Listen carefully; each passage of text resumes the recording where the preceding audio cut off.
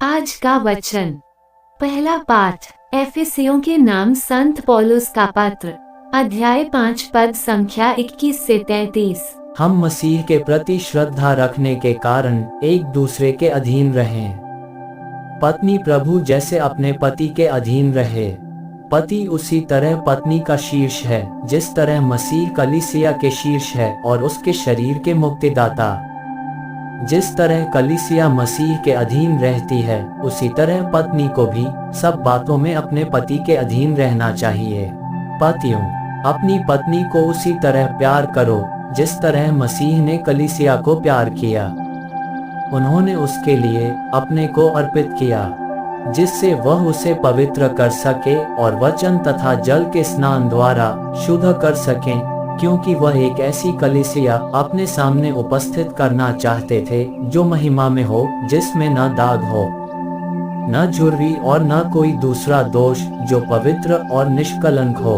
पति अपनी पत्नी को इस तरह प्यार करे मानो वह उसका अपना शरीर हो।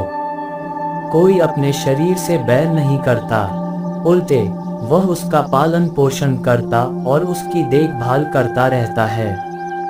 मसीह कलीसिया के साथ ऐसा करते हैं क्योंकि हम उनके शरीर के अंग हैं। धर्म ग्रंथ में लिखा है, पुरुष अपने माता पिता को छोड़ेगा और अपनी पत्नी के साथ रहेगा और वे दोनों एक शरीर हो जाएंगे। यह एक महान रहस्य है। मैं समझता हूँ कि यह मसीह और कलीसिया के संबंध की ओर संकेत करता है। जो भी हो, आप लोगों में हर एक अपनी पत्नी को अपने समान प्यार करे और पत्नी अपने पति का आदर करे। यह प्रभु की वाणी है।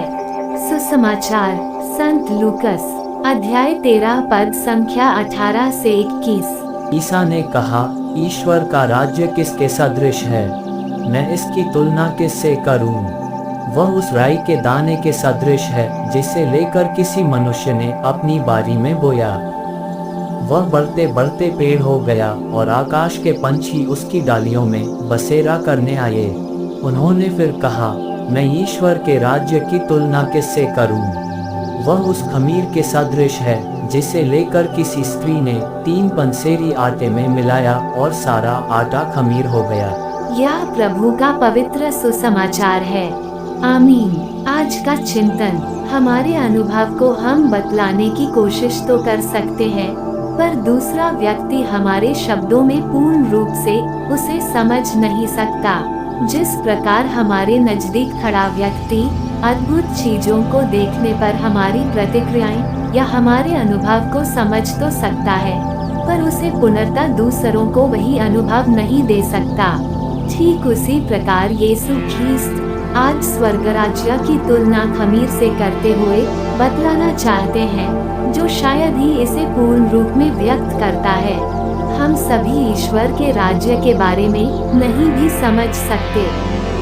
हम में से बहुतों ने यीशु ख्रीस्त को अवश्य ही अनुभव किया है, पर इसे दूसरों को हम समझा ही नहीं सकते, क्योंकि इसे व्यक्तिगत रूप से अनुभव किया जाना है।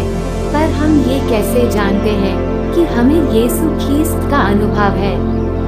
जब जब हमारा जीवन प्रेम, दया और क्षमा को प्रतिबिंबित करता है, तब हम ये कह सकते हैं कि हमने ख्रीस्त को अनुभव किया है, क्योंकि हमने इसे उन्हीं से तो ये सीखा है।